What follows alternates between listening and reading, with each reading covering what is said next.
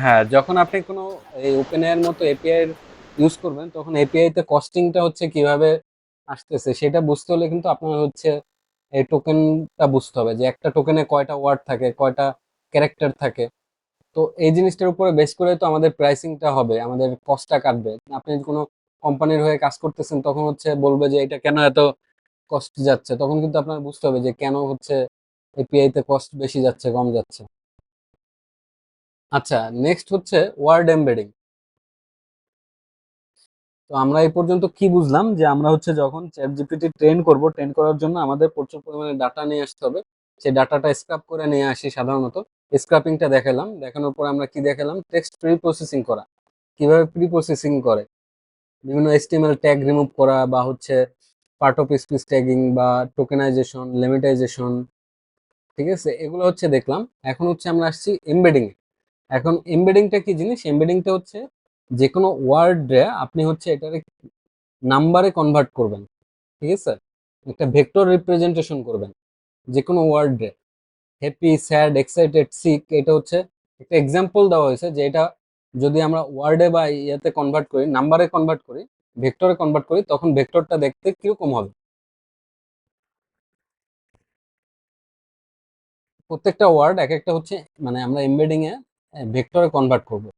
এখানে for example হচ্ছে দেখানো হয়েছে যে ম্যান, উম্যান, এই দুটো কিন্তু পাশাপাশি আছে।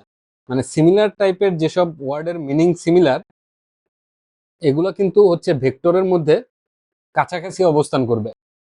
কিং, কুইন, এটা কি সিমিলার বলতে এটা হচ্ছে মানে কাছাকাছি ধরনের জিনিস না। কিং আর কুইনের মধ্যে অনেক কিছু কি প্রপার্টিজ কমন আছে, রাইট? জি ভাই, কমন আছে। কি কমন আছে? দুইজনই মানুষ। দুজনেই মানুষ। আর কি কিং হচ্ছে কি হয় মনে করেন একটা রাজ্যের সব থেকে মানে আহ, বড় মানে রাজা, রাজ্যের সব দুজনই থেকে। High profile. হ্যাঁ, দুজনে হাই প্রোফাইল, রাইট, দুজনে হাই প্রোফাইল। দুজনে কি আবার কিং কুইন দুজনে কি হবে, রিচ হবে, তাই না? কিংও ধনী, জি কুইনও ভাই। ধনী। তারপর হচ্ছে এরকম বিভিন্ন ধরনের যে সিমিলারিটি আছে, যেগুলো সিমিলারিটি যত বেশি থাকবে ওই ওয়ার্ডগুলো যখন আমরা ভেক্টরে কনভার্ট করব ওই ওয়ার্ডগুলো তত কাছাকাছি থাকবে, ঠিক আছে। যেমন এইখানে দেখানো হয়েছে ওয়াকিং আর ওয়াক, এই দুটো কিন্তু কাইন্ড অফ সেম জিনিস, এই দুটো হচ্ছে কাছাকাছি থাকবে ভেক্টর রিপ্রেজেন্টেশনে যখন আমরা করব। যখন আমরা ওয়ার্ডটা আমরা ভেক্টরে নাম্বারে কনভার্ট করব, এটা কিন্তু নাম্বারে কনভার্ট করে এটা দেখানো হচ্ছে, কিন্তু জাস্ট বোঝানোর জন্য লেখা হয়েছে ম্যান ও ম্যান, ঠিক আছে। কিন্তু এটা ধরে নেন যে ম্যানটা হচ্ছে কি একটা নাম্বার আছে, উমেনের জন্য একটা নাম্বার আছে, ঠিক আছে। সিমিলারলি এখানে হচ্ছে কান্ট্রি, ক্যাপিটাল, এটাও হচ্ছে কি, এগুলো হচ্ছে আহ, এক একটা দেশের যে ইয়েটা আছে, ভেক্টরটা আছে, ওই ভেক্টর গুলো কিন্তু কাছাকাছি আছে। যে দেশ, যে দেশের হচ্ছে আহ ক্যাপিটাল, এগুলো কাছাকাছি আছে। তো আমরা হচ্ছে যে ভেক্টর ভেক্টরের কথা বলছি, জিপিটি 3 তে যেটা করা হয়েছে, ভেক্টর এমবেডিং করা হয়েছে আপনার 12,887, ঠিক আছে। এক একটা ওয়ার্ড বা প্রত্যেকটা সেন্টেন্স যে হচ্ছে এমবেডিং করা হয়েছে তখন হচ্ছে এটা হচ্ছে 12,887 নাম্বার অফ এমবেডিং ইউজ করা হয়েছে। মানে আপনার ডাইমেনশন ইউজ করা হয়েছে এতগুলা। যেমন আমরা কি দেখি নর্মালি, আমরা আপনি যে স্ক্রিনে দেখতেছেন এটা কি 2D, তারপরে কি হয় 3D, 3 ডাইমেনশনাল। আর যখন জিপিটি 3 ট্রেন করা হয়েছে ওটা হচ্ছে 12,887 ডাইমেনশন। চিন্তা করতে পারতেছেন যে কতগুলা ডাইমেনশনে হচ্ছে এই ডাটাগুলো থাকবে। মানে 3 দিকে মনে করেন 3টা তীর, এটা হচ্ছে কি 3 ডাইমেনশনাল। এরকম অনেক দিকে অনেকগুলা তীর থাকবে, যেটা হচ্ছে ডাইমেনশন অনেক বাড়বে এরকম। আর প্রত্যেকটা হচ্ছে আলাদা আলাদা, তখন ভ্যালু পাওয়া যাবে। মানে নাম্বারে আমি হচ্ছে ওয়ার্ড এমবেডিংটা কেন করতেছি আমরা? ওয়ার্ড এমবেডিংটা করতেছি কারণ আমরা এই টেক্সটটা দিয়ে যেন হচ্ছে ম্যাথ করতে পারি পরবর্তীতে, ঠিক আছে। মানে নাম্বারে নিয়ে নিচ্ছি যাতে আমরা এটা নিয়ে অঙ্ক করতে পারি। বুঝতে পারছেন কিনা? জি ভাই, বুঝতে পেরেছি। আচ্ছা, জাস্ট বুঝেন যে যদি খুব বেশি কমপ্লেক্স লাগে বুঝেন যে হচ্ছে ওয়ার্ডটারে আমরা নাম্বারে কনভার্ট করতেছি এমবেডিং দিয়ে। আর এমবেডিং গুলো থাকতেছে ভেক্টরে। ভেক্টরে হচ্ছে ওই যে আপনার ম্যাট্রিক্স দেখছেন না, ভেক্টর, যে 2 ডাইমেনশনাল, 3 ডাইমেনশনাল, 4 ডাইমেনশনাল, তো এখানে অনেকগুলো ডাইমেনশন থাকবে, যেখানে হচ্ছে বিভিন্ন ডাইমেনশনে বিভিন্ন ডাটা থাকবে। আর যে ওয়ার্ডগুলো হচ্ছে সেম টাইপের হচ্ছে মিনিং থাকবে, যে ওয়ার্ডগুলার সেই ওয়ার্ডগুলার ভেক্টরগুলা কাছাকাছি থাকবে। ঠিক আছে?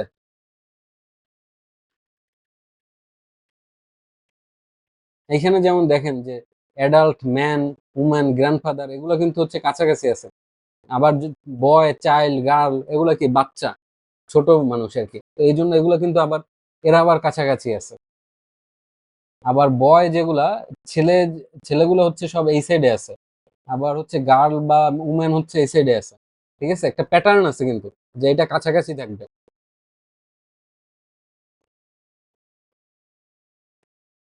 আচ্ছা, দেন হচ্ছে আমরা দেখবো হচ্ছে আরএনএন, দেখবো, এলএসটিএম দেখবো, যে কেন হচ্ছে আমরা ট্রান্সফর্মার আর্কিটেকচারে গেছি। ট্রান্সফর্মার আর্কিটেকচার বুঝাবো। আচ্ছা, আজকে যে পরিমাণ হচ্ছে বাকি আছে, সেটা মনে হচ্ছে আজকে কমপ্লিট করা যাবে না। তার থেকে বরং আজকে যে পর্যন্ত করানো হয়েছে এটার উপর হচ্ছে আপনাদের কোনো কোশ্চেন আছে কিনা বলেন, তাহলে ওটা ক্লিয়ার করে দেই। তাহলে কালকে আমরা আরএনএন, এলএসটিএম, তারপর হচ্ছে মানে এগুলো হচ্ছে নিয়ে কথা বলবো, যে রিকারেন্ট নিউরাল নেটওয়ার্ক, এলএসটিএম হচ্ছে লং শর্ট টার্ম মেমোরি, তারপরে এর বাইরে যেগুলো আছে ট্রান্সফর্মার আর্কিটেকচার, এগুলোর আর্কিটেকচারটা কিভাবে কাজ করে, এটা আরো আরো আমরা ইন ডেপথ হচ্ছে আমরা দেখবো। ঠিক আছে? কালকের কালকের ক্লাস আরো হচ্ছে টেকনিক্যাল একটু বেশি হবে। আজকের ক্লাসটা যদি হচ্ছে ভালোভাবে বুঝেন, তাহলে কালকের ক্লাসেও ইন্টারেস্ট ভালো থাকবে। আর পরের উইক থেকে মানে ইনশাল্লাহ হচ্ছে আপনাদের আর একটু মজা লাগবে আরো, কারণ এই পরের উইক থেকে আমরা এই মডেলগুলো নিয়ে বিভিন্ন প্রজেক্ট করা শুরু করব। তো তখন হচ্ছে জেনারেলি মজা লাগবে, কিন্তু এখন হচ্ছে থিওরিটিক্যাল দেখালাম। এখন কালকে আরো টেকনিক্যাল, আরো ডেপথে যাব। তো এই জিনিসটা হচ্ছে একটু বোর লাগতে পারে। তো এই জন্য আপনাদের বোর লাগলেও এই জিনিসগুলো ক্লিয়ার হলে আপনাদের পরবর্তীতে লং টার্মের জন্য ভালো, তখন আপনারা বুঝতে পারবেন যে কোনটা কেন হচ্ছে। তখন অনেক কোশ্চেন গুলো হচ্ছে আপনি মানে নিজেই বুঝতে পারবেন অনেক কিছু। যে পর্যন্ত পড়াইলাম কোনো কোশ্চেন আছে কিনা বলেন। আচ্ছা, আমরা একটু শুরু থেকে আবার আসি। সেকেন্ড ইয়াতে আমরা দেখছি যে হচ্ছে আহ কিভাবে হচ্ছে জেল ব্রেকিং করা হয়, তারপরে প্রম্পট ইনজেকশন কিভাবে করা হয়, তারপর হচ্ছে এনএলপির ফান্ডামেন্টাল, যেমন এই যে প্রি প্রসেসিং এর মধ্যে কি কি থাকে, HTML tag removal, tokenization, punctuation removal, number removal, stemming and lemmatization, এগুলো দিয়ে কি করে রুট ওয়ার্ড গুলা বের করা হয়। তারপর part of speech tagging, stop word removal, এগুলো দেখলাম। এগুলো হচ্ছে শর্ট করে হচ্ছে আমরা তাড়াতাড়ি করে কিছু কোডিংও দেখছি। দেন হচ্ছে টোকেনাইজেশনটা আরেকটু ব্রিফলি দেখানো হয়েছে, যে কিভাবে একটা সেন্টেন্স ভাঙা ভাঙা টোকেন গুলো হয়, 3টা বা 4টা ক্যারেক্টার দিয়ে যে টোকেন গুলো হয়। তো সেই টোকেনাইজেশনটা দেখানো হয়েছে। দেন হচ্ছে ওয়ার্ড এমবেডিং হচ্ছে প্রত্যেকটা সেন্টেন্সের তো ওয়ার্ড গুলো, যে ওয়ার্ড বা টোকেন গুলো, এগুলো হচ্ছে আমরা নাম্বারে কনভার্ট করব। কেন নাম্বারে কনভার্ট করব? কারণ এগুলো হচ্ছে ম্যাথমেটিক্যাল ক্যালকুলেশন করতে হবে। কারণ আমাদের যে চ্যাট জিপিটির মতো মডেল, ওর তো হচ্ছে আপনার টেক্সট বুঝে না। ও তো হচ্ছে মানে আমাদের যে লেখা আমাদের এইভাবে নর্মালি বুঝে না, ও তো নাম্বার বুঝে। ওরা নাম্বার দিয়ে বুঝাইতে হবে। তো সেই নাম্বারে কনভার্ট করার জন্য বা সেই ম্যাথ ক্যালকুলেশন গুলো করার জন্য আমরা হচ্ছে নাম্বারে কনভার্সনটা দেখালাম, যে কিভাবে হচ্ছে আমরা ওয়ার্ড এমবেডিংটা হচ্ছে কিভাবে আসলে নাম্বারে কনভার্ট করা যায়, বা কনভার্ট করলে এটার ভেক্টর যে ডায়াগ্রাম গুলা কেমন হয়। ঠিক আছে? ভেক্টরে কতগুলা ডাইমেনশন থাকতে পারে, কত হাজার ডাইমেনশন থাকতে পারে, যেটা হচ্ছে রিয়েল ওয়ার্ল্ডে আপনি চিন্তাও করতে পারতেছেন না, যে হচ্ছে কতগুলা ডাইমেনশন থাকতে পারে। আমরা মোস্টলি দেখি কি, আমরা বুঝি হচ্ছে 2 ডাইমেনশনাল আর 3 ডাইমেনশনাল, 1 ডাইমেনশনাল, 2 ডাইমেনশনাল, 3 ডাইমেনশনাল। এর বাইরে কিন্তু আমরা চিন্তা করতেও আমাদের মানে খুব টাফ হয়ে যায় ব্যাপারগুলা, যে 3 ডাইমেনশনালের বাইরে আরো বেশি ডাইমেনশনাল, এতগুলা ডাইমেনশনাল কিভাবে হবে। তো সেটা হচ্ছে এইভাবে হয়, যে আমাদের বিভিন্ন দিকে বিভিন্ন হচ্ছে এক একটা ডাইমেনশন যায়। যেমন এটা মনে করেন এক্স ডাইমেনশন, এটা ওয়াই ডাইমেনশন, এটা হচ্ছে মনে করেন নিচের দিকে গেছে, এটা আরেকটা ডাইমেনশন। এটা মনে করেন যেভাবে দেখতেছেন, এটা এরকম 2D না দেখে আপনি হচ্ছে 3Dর মতো মানে চিন্তা করেন, যে এটা কোন দিকে আসতেছে, মনে করেন এটা বাইরের দিকে চলে আসতেছে, এটা তো এটা আরেকটা ডাইমেনশন। তো এরকম হচ্ছে 10-12 হাজার 14 হাজার ডাইমেনশন থাকতে পারে। তো ওয়ার্ড এমবেডিং দেখছি আমরা। তারপরে হচ্ছে আজকে আর কিছু দেখি না, কারণ অলরেডি হচ্ছে আমরা অনেক টেকনিক্যাল ডেপথে চলে যাচ্ছি, যেটা হচ্ছে আপনাদের 2 ঘন্টা 2.5 ঘন্টার ক্লাস আরো বোরিং হয়ে যাচ্ছে। তো নেক্সট ডে হচ্ছে আমরা এরপরে বাকিগুলো বুঝবো। কোশ্চেন করেন। জান্নাতুল আপু, তারপরে হচ্ছে শুভ্র ভাই, মাশরাফি ভাই।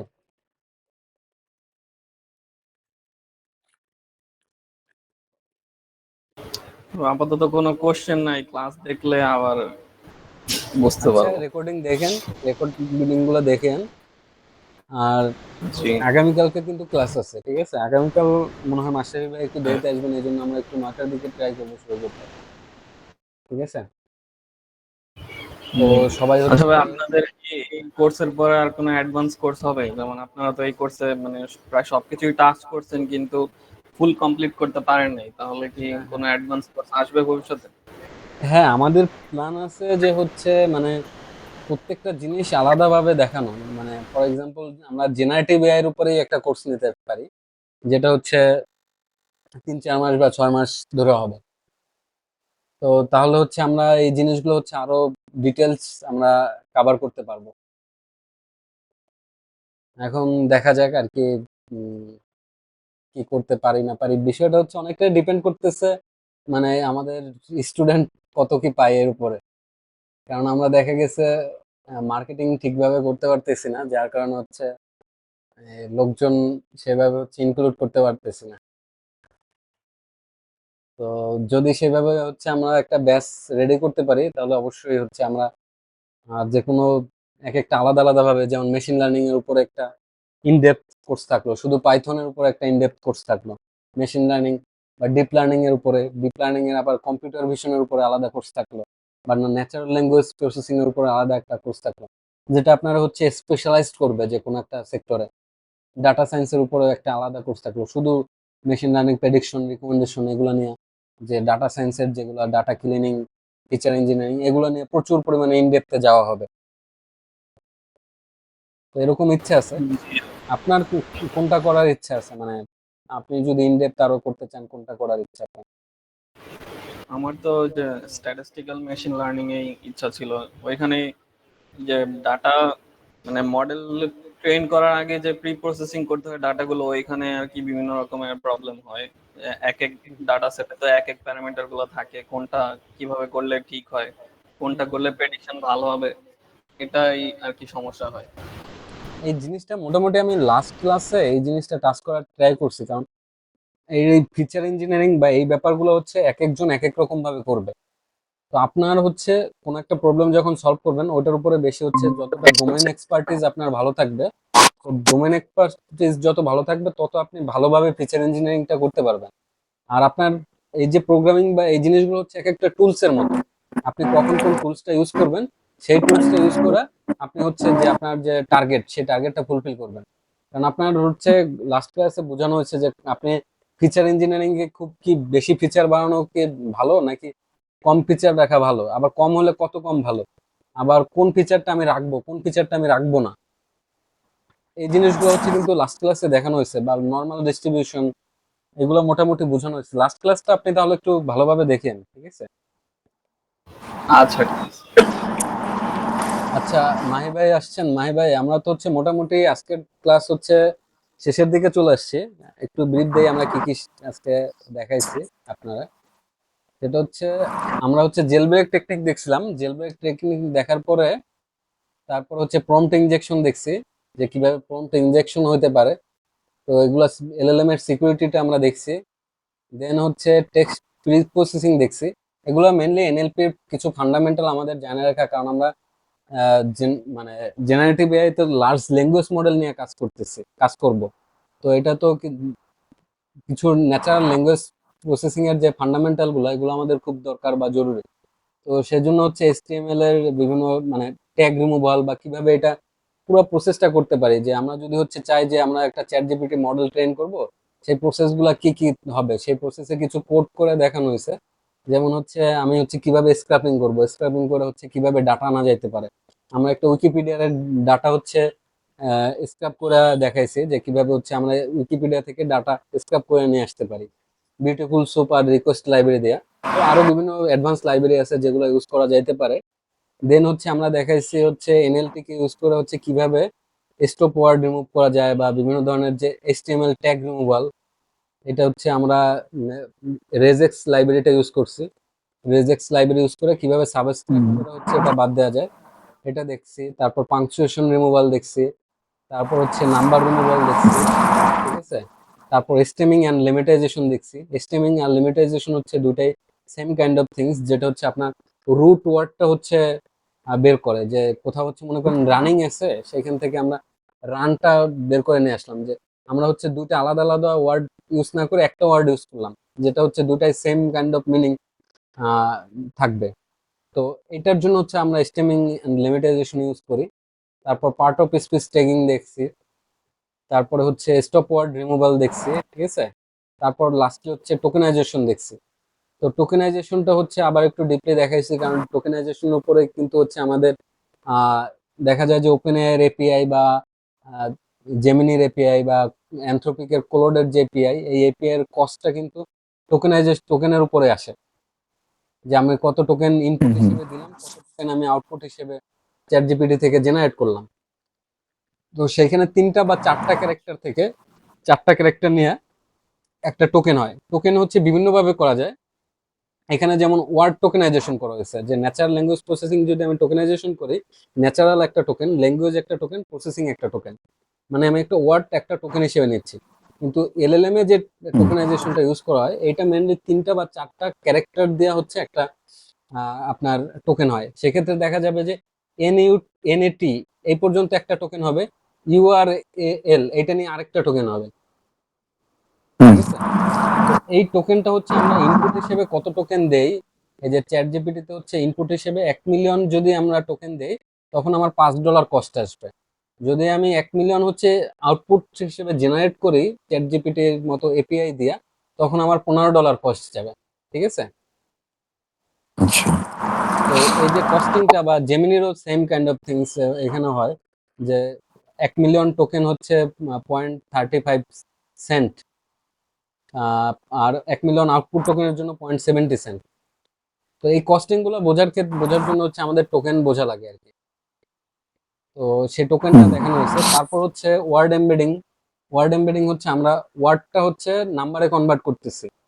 কেন কনভার্ট করতেছি? ম্যাথমেটিক্যাল ক্যালকুলেশনের জন্য। কারণ আমাদের তো চ্যাট জিপিটির মতো যে ট্রান্সফর্মার বা মডেলগুলো, এগুলো তো হচ্ছে আমাদের আনস্ট্রাকচার ডাটা বা টেক্সট গুলো সরাসরিও বোঝে না। তো এগুলো আমাদের নাম্বারে নিয়ে যাইতে হয়। তো আমাদের নাম্বারটা কিভাবে নিতে হয়, এটা এমবেডিং করতে হয়। এটা হচ্ছে আমরা এমবেডিং এর একটা এক্সাম্পল দেখাইছি, যে কিরকম এমবেডিংটা করার পরে কিরকম ডাটাটা হয়। এরকম একটা লিস্টের মতো হয়, যেখানে আর কি নাম্বার গুলো থাকে, ওয়েট গুলো থাকে। তো এটা হচ্ছে মনে করেন 4 ডাইমেনশনাল, এই জন্য চারটা কমা কমা দিয়ে চারটা নাম্বার আছে, ঠিক আছে, এরকম।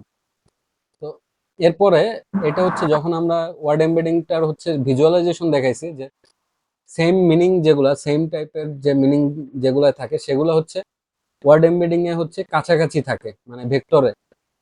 মানে এটা মনে করেন ম্যান উম্যান, এটা হচ্ছে কাছাকাছি আছে, কিং কুইন এটা কাছাকাছি আছে। মানে যেগুলো মিনিং মোটামুটি সিমিলার, সেগুলো হচ্ছে ওই ভেক্টরে যখন আমরা ওই নাম্বারগুলো বসাবো, এটা মনে করেন যে ম্যান হচ্ছে, ম্যানের জন্য যে ভেক্টরের নাম্বারটা আসছে সেইটাই নাম্বারটা, ঠিক আছে। উম্যানের জন্য যে নাম্বারটা আসছে সেটাই নাম্বারটা, এটার পজিশন এটা। তো তখন দেখা যাবে এই দুটার পজিশন কাছাকাছি, কারণ কি এই দুটার হচ্ছে মিনিং সিমিলার কাইন্ড অফ, বা অনেক কিছু এই দুটার মধ্যে কমন, ঠিক আছে। এরপরে ওয়ার্ড এমবেডিংটা হচ্ছে আমরা বলছি যে ওয়ার্ড এমবেডিং, যে আমরা যে নর্মালি চিন্তা করি ওয়ার্ড গুলা যে হচ্ছে ওয়ার্ল্ডে আমরা সবকিছু 1 ডাইমেনশনাল, 2 ডাইমেনশনাল এন্ড 3 ডাইমেনশনাল মোটামুটি চিন্তা করি সবকিছু। কিন্তু আমরা ওয়ার্ড এমবেডিং গুলা যখন করি, তখন হচ্ছে কয়েক হাজার ডাইমেনশন হয়, ঠিক আছে। মানে এক্সাম্পল হচ্ছে আপনার জিপিটি 3 তে যখন ট্রেন করা হয়েছে, তখন হচ্ছে 12,000-এর উপরে ডাইমেনশন ইউজ করা হয়েছে। তো এটা হচ্ছে আপনি ভিজুয়ালাইজ করতে পারেন এইভাবে, যে এটা 2D চিন্তা না করে এটা 3Dর মতো চিন্তা করেন, যে এই যে এক একটা, এটা এটা এক্স অক্ষ, এটা ওয়াই অক্ষ, ঠিক আছে। মানে এক্স ডাইমেনশন, ওয়াই ডাইমেনশন। এখন এই যে আলাদা যে এই লাইনগুলো গেছে, এগুলো মনে করেন চিন্তা করেন এটা আলাদা আলাদা আরেকটা ডাইমেনশনে গেছে। অন্যদিকে গেছে,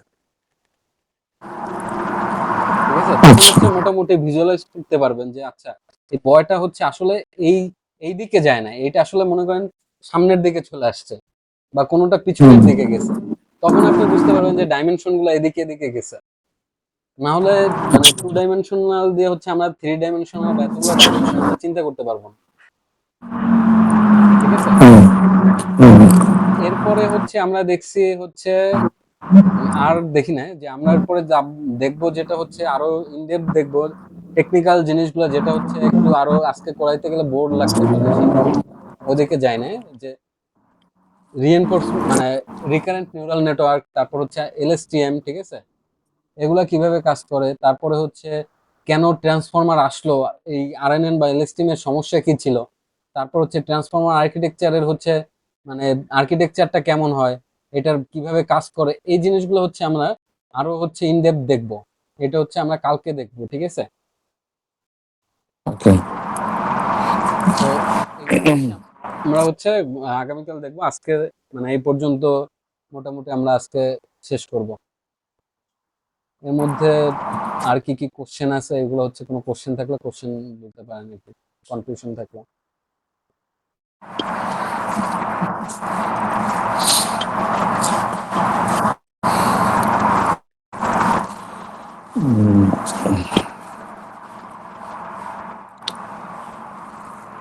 দেখ আমার আপাতত নাই কোশ্চেন, হয়তো হুম হুম।